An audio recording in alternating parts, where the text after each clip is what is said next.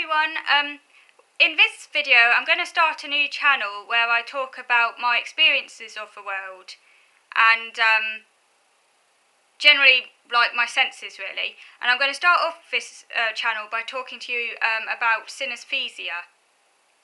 So I have synaesthesia. Synaesthesia is a Greek word which means joining of the senses. Syn like aphesia, sensation. It's apparently quite common among the autistic population. So you yourself might have it, or you might have heard other people who've got it. But it affects a minority of the population. I didn't realise I had synaesthesia until I was a teenager. When I first heard of synaesthesia, when a teacher, when I was studying, although I'm not religious, I studied theology when I was at secondary school because I was very interested in like philosophy, and philosophy was itself, I couldn't take that as an option, but philosophy was contained within a theology subject, and for some reason I just happened to be very good at that. I don't know why, I just happened to be very, very good at that. Like, not religious, my parents not religious, but I just found it interesting. And I think, if I remember correctly, one of the modules was all about different perceptions and things like that. The teacher mentioned synaesthesia. She said, some people see things in colour. She asked if anyone in the class had this, and I put my hand up. I just didn't realise it had a name. I didn't really think too deeply about it, just took it for granted, didn't really question what it was, it didn't strike me as anything remarkable. After all, if you've got something, you just take it for granted. You don't really question why you've got something. But more recently,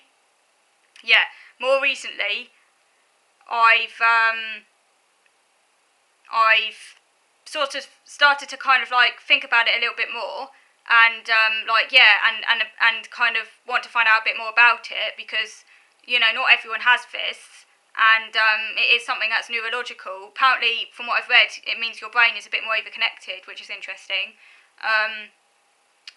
My form is a colour grapheme form, which means that I see letters, numbers, days of the week, months of the year, all in colour. So to give you an example, my numbers, I'll tell you the numbers 1 to 10. Obviously all my numbers have got colours, and I'll talk about this further in more videos.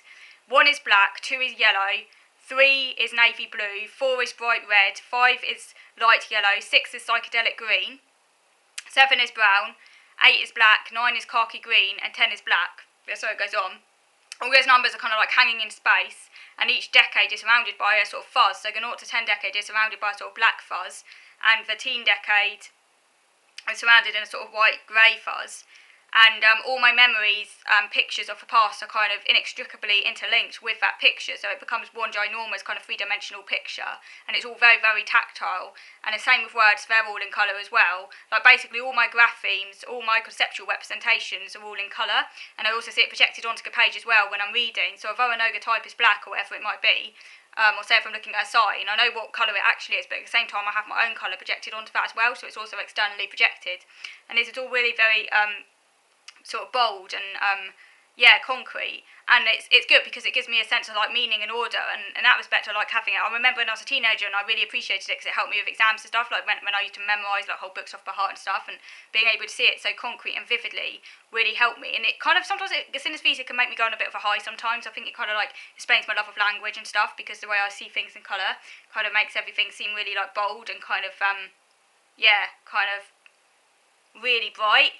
But it can also make me anxious as well, because time can feel more condensed, and it feels like I'm on some like snakes and ladders where I'm kind of climbing up and I can really see it. So I don't know, you might have heard, whether or not you've heard of this before, what you think about this. So do leave a comment in the box below. Let me know how you see time. I'd be interested to know, or if you've heard of this phenomenon before. And this is going to be the start of a series. I'm going to be talking about this more in further detail next week, and because I've only got a limited amount of time to do this video in, but I'll carry on talking about this next week. This is just an introduction. Okay, so I hope you enjoyed watching. Thank you.